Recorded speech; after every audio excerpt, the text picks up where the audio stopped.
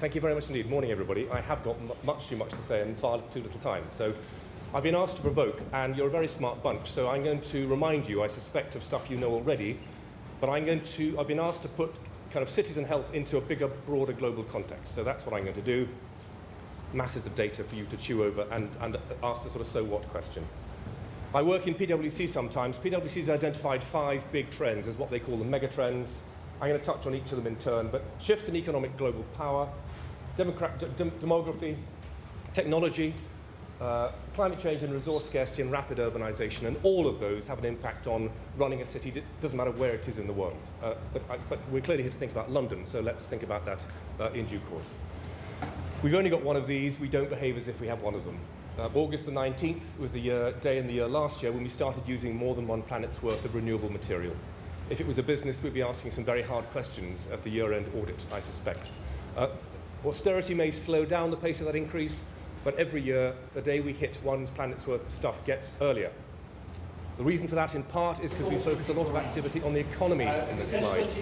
We recognise, or we've tended to think of society and the environment as means to feed that and grow that economy. And we're realising that the impact of economic growth and activity on society and on the environment isn't all necessarily rosy. The activity of that little bird is what we're good at. We know how to incentivise and encourage the delivery of stuff. Cities are often described as stuff in, waste out.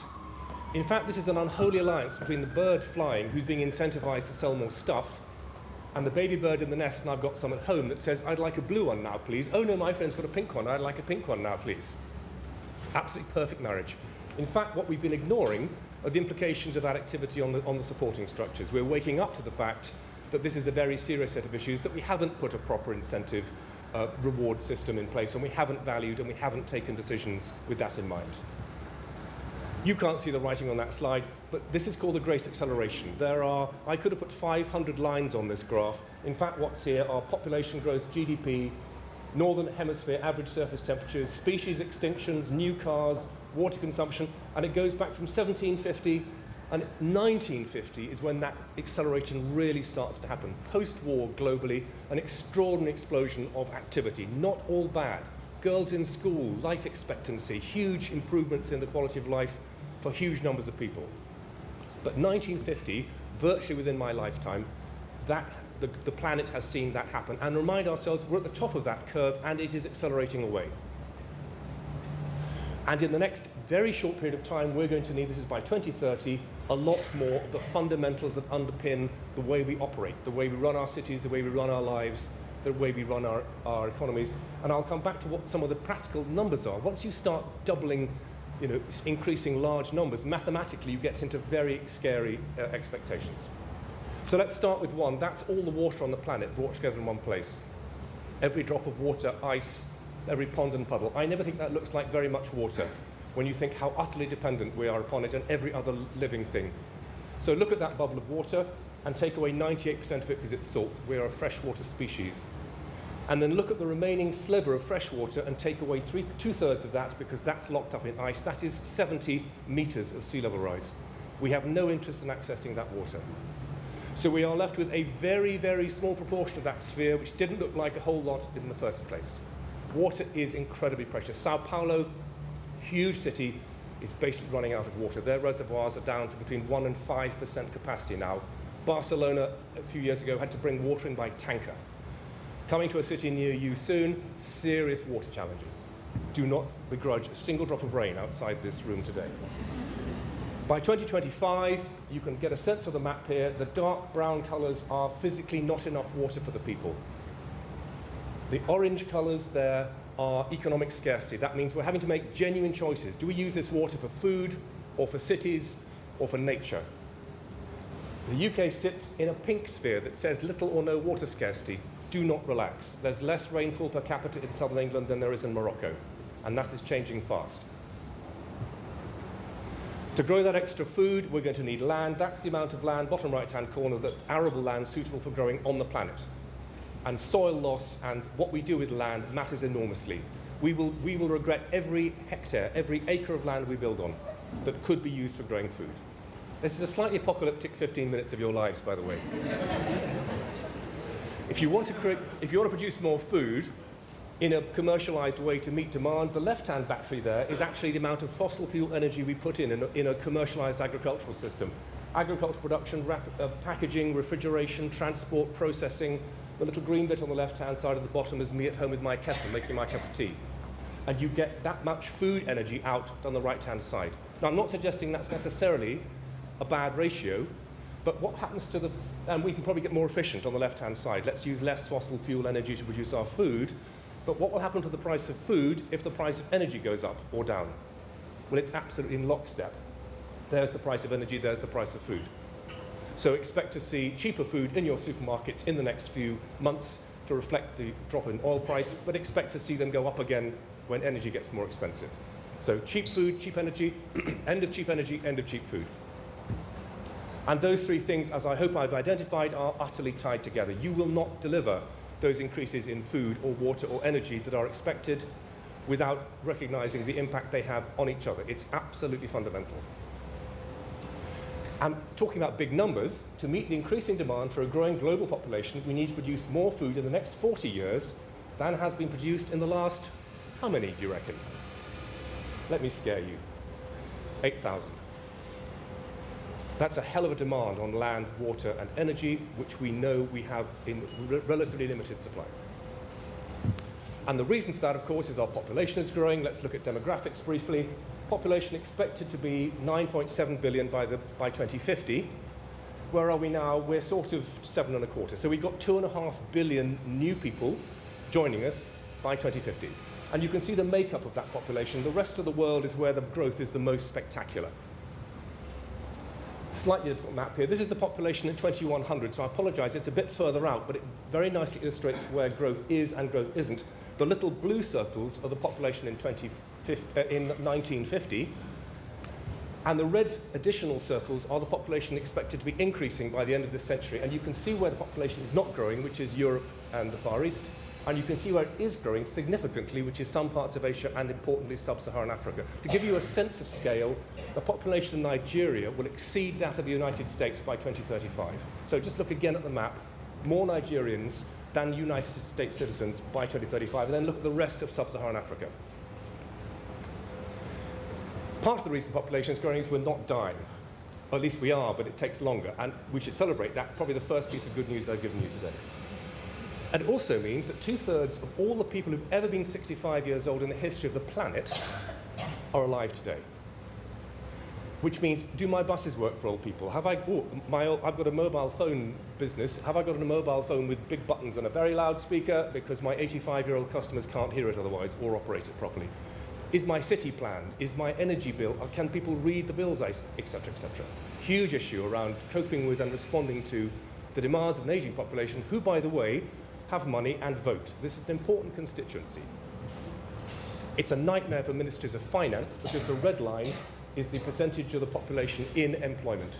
This is the population hitting retirement saying, thank you very much, I'd like a pension please, I don't want to pay very much tax, I would like a free bus pass and I'd like a television license, etc. And I want to place an unreasonably heavy demand on your social services and your health services. And the blue line is the number of young people in work for everybody out of work. Everybody in retirement. So those are the people who issue the bus passes, drive the buses, etc., etc. Huge challenge. And again, demographics works both ways. At the bottom of this graph, you've got countries like Poland, Russia, Germany, Italy, Greece, where with an aging population, this is a decline in the workforce by 2050. And at the right-hand side at the top, you've got countries with an increasing workforce. People of working age who are going to be joining the workforce. Both ends of this demographic shift have a real challenge. How are we going to respond to that? So a quick question. To respond to the growing population of young people in the Middle East and North Africa, we're going to need to create how many jobs in the next 20 years? Any thoughts? Any takers for 38 million? 57 million? 100 million? 100 million? Some? 375 million? Yeah, you see I've spooked you now. We need to create 100 million jobs in the Middle East and North Africa just to meet the increasing number of young people joining the workforce. And what will happen if we don't create 100 million jobs? What are those 100 million young people going to do? Because they're on Twitter. They know what's going on. Will they be getting into rubber dinghies and heading for Lampedusa? That's one of their options. Will they just sit there and say, oh, well, it doesn't matter, they're having a good time? I don't think so. Rapid urbanisation. Cities grow around the world at about 200,000 people a day, roughly 1.5 million people a week. That's a lot of people. They are hugely important economically, they are hugely important culturally, they can and should be wonderful places. When I was growing up, I was told this was the city of the 21st century, kind of plexiglass and clean, and down there, we're all down by the reflecting pond there reciting poetry. We've got lots of time on our hands. The reality is we're in the 21st century, and this is the city of the 21st century for far more people. And this is what's growing at 200,000 people a day, rather necessarily than the leafy suburbs. There are some leafy suburbs, but on the whole, they're being overwhelmed by this flow. These are wonderfully vibrant places, but actually they're not a great place to bring your kids up. Rule of law doesn't work very well, taxes don't get collected very well. Lots of reasons why this is probably not an ideal future. So, another question. What proportion of the expected 2.5 billion increase in the global population are expected to live in cities in developing countries? I think you probably know the answer to this one. It is 100%. All 2.5 billion increase in the world's population will be in cities in developing countries, and quickly. That's a lot of people. Economic power is shifting at the same time. This is a hugely important issue for a major global city like London. The kind of center of gravity economically at the moment hovers somewhere over Murmansk and is heading south and east pretty fast. I think what's interesting is that actually we always assume that Europe and North America has been the sort of center of the global economy for a very long time. Actually, it's in 1940, 1950 that it started hovering over the North Atlantic, and it's heading back to where it has always been, back to the Far East, where the big population centers are. This is impossible to see, but basically there are three kinds of city on this slide. This is the top 50 by GDP globally of cities. And the ones that are light green are effectively in that top 50, have been and will stay there by 2025. The green ones are the ones that join the top 50, so they move into the top 50 by GDP. So they're gaining in economic strength. And the little circles, which you definitely can't see, are the cities that drop out. They used to be in the top 50 globally, and they're not anymore. Let me just give you a little sense of those cities that drop out. Barcelona, Denver, Detroit, Hamburg, Lille, Melbourne, Munich, Oslo, Rio, Stuttgart, Taipei, Vienna. Those are cities one assumes are big global cities. They are dropping out. I can't pronounce most of the cities that are joining, quite honestly. I'll have a go. There's Delhi, I recognize, Chengdu, Beijing, Chongqing, Foshan, Guangzhou. Long list. I certainly couldn't put them on a map. They're going to be the most important cities on the planet very soon. Cities consume 75% of the world's annual natural resources and produce 50% of the waste. They are drivers of economic growth and activity. They are vital. We need to get them right. And 70% of the world's population are going to live there very soon. Well over 50% of the world's population now live in cities. We're no longer a primarily rural species. Climate change. It's probably wrong to be flippant about it, but it reminds me to tell you I'm not a scientist. The science is unequivocal on this subject. I hang up the washing at home, so this is the best proxy indicator I can use. It's got a lot worse, I would say, since 2006 in my experience. Basically, three major greenhouse gases. You know this stuff, and they're not just basically based on one element of our economy. If it was just power generation, we could probably fix it. But it's buildings, construction, waste, farming, cement, you name it. Long list of things. Transport. It's the entire economy has been predicated and built, and successfully built, on exploiting fossil fuels, and we know now we've got to slow that down and stop it. In fact, we've got to move as quickly as we can towards a zero-carbon global economy.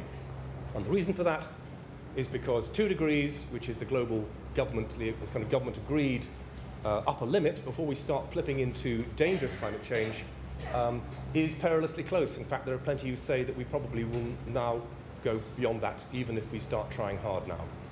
And the reason why it's scary is because abrupt and major irreversible change, quite heavy words, click in, increase significantly over 2 degrees. I think some people think 2 degrees is a target. It is not. It should be a last resort, and we seem to ignore that fact. For example, 2 degrees of average temperature rise, you grow no more coffee in Uganda. You grow no more tea in Kenya. You grow no more cocoa in Ghana. How inconvenient. I can't find my favorite Ugandan coffee on the shelf. It's a great deal more than inconvenient to these economies. The health impact on human health is significant of climate change. Again, there are people in the room much better than I at understanding that, but heat islands, vectors, disease vectors, availability of water, food, lots of issues which will have a direct impact on human health, and they're not necessarily good. The sea level will rise. I've never really thought of this as a great long-term investment, actually. But the difference is people chose to spend $500,000 here to live next to David Beckham and look at some stagnating seawater. That's their choice. But a lot more people live in circumstances like this. And in fact, it's an enormous number. It is 40% of the world's population lives pretty close to coasts. And we have built traditionally our cities next to water because that's how we got around. That was why they were there. And we recognize that Thames barrier and other defences are fantastically sophisticated, but they will not cope with 14 metres of sea level rise, or whatever it is we've got stored up over the next centuries.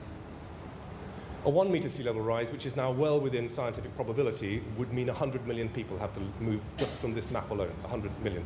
And that's a lot of people, and a lot of cities sit on the floodplains affected by that. We've got actually surprisingly little oil, gas and coal left in terms of decades, 50, 60, 70 years of these things, but it's enough to do the damage. So we're not going to run out conveniently before we have trashed the place. There has to be a clear, deliberate decision to stop using it or to use it differently so that we don't damage the place.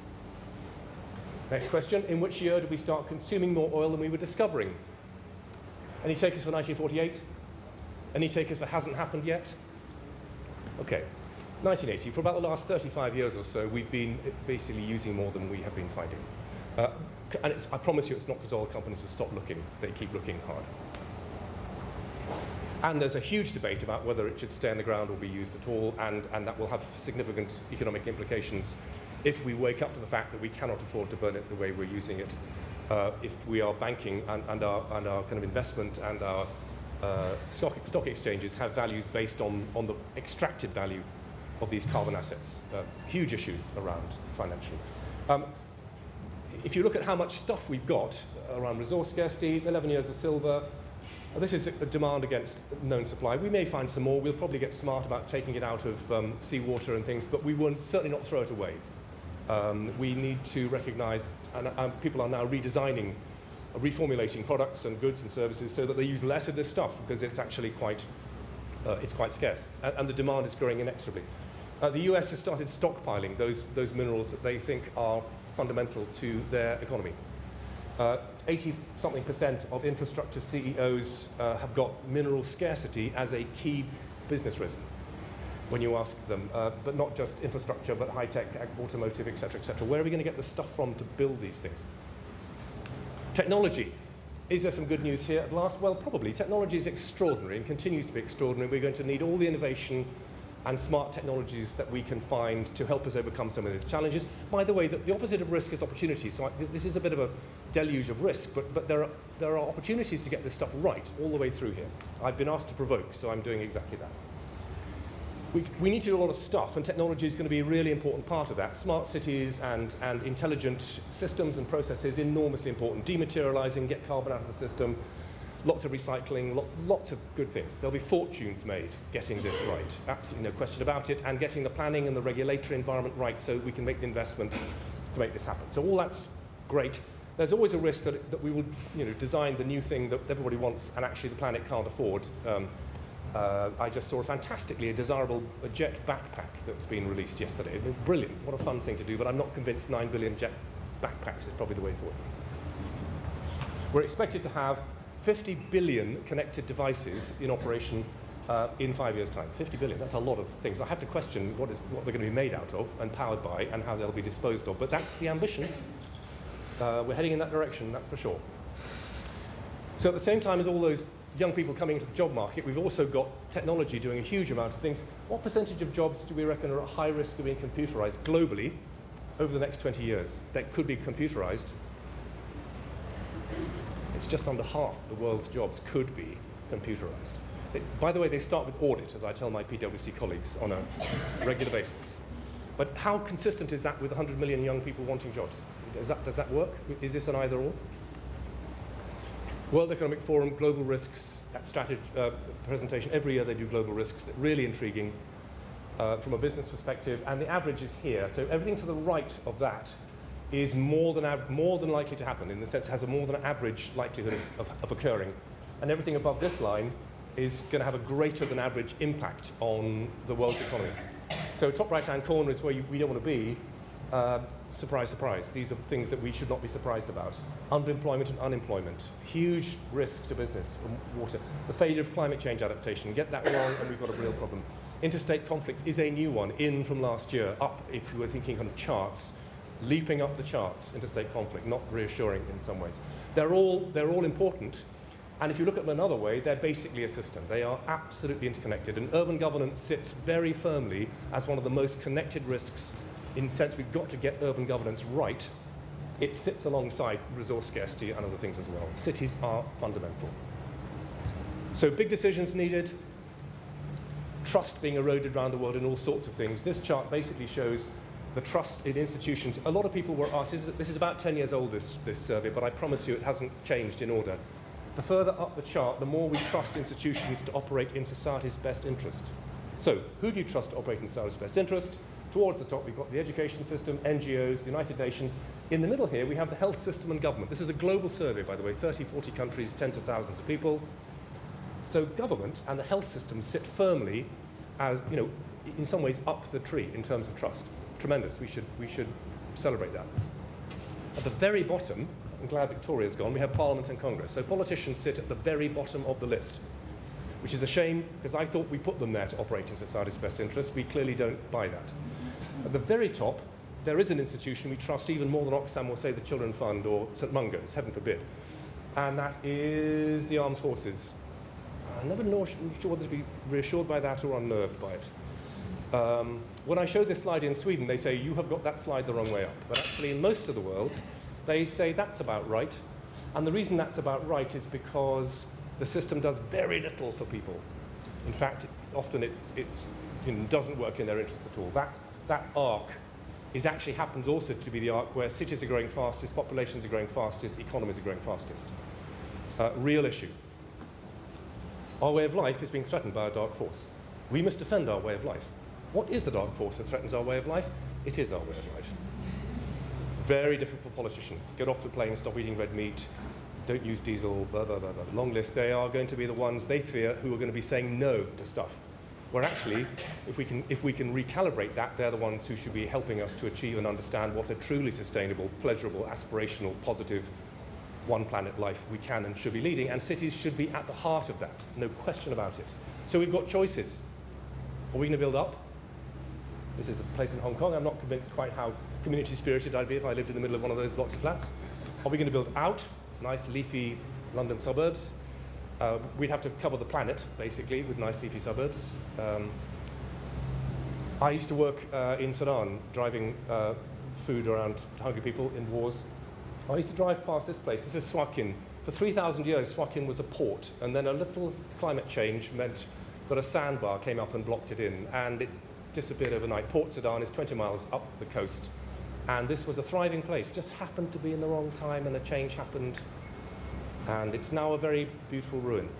Lasted 3,000 years. Nothing to do with the people there. They couldn't have done much about it. I've just come back from visiting Abu Dhabi or the Emirates. You all know this sort of iconic picture of Dubai. I get the impression visiting it that the entire economy hovers about 20 feet off the ground. I'm not quite sure what holds it there, but gravity tends to reassert itself over time. But just down the coast in Abu Dhabi itself is Masdar City, which is being, start from scratch. How do we build a city that will work in the light of all of these big challenges? They've factored in all of those big risks. They've only built kind of bottom right-hand corner of it so far, but it's very striking that this is a curious combination of high-tech and low-tech. This is about community. This is about the spaces between buildings quite as much as the buildings themselves. This is about working and living. This is a very thoughtful experiment, expensive but thoughtful experiment in how we might make cities work. And I was very struck looking at it and looking at that picture, how much it looked like this, which is a Sumerian city of 5,000 years ago. Actually, sort of almost full circle. It doesn't look like this. Now, I'm not opposed to this. This is a breathtaking sort of place in lots of ways. My hunch is it's more likely to look like that. And we should be learning the lessons not just of Sumer, but of everything since. Looking backwards, but critically important, looking forwards. Thank you for your attention.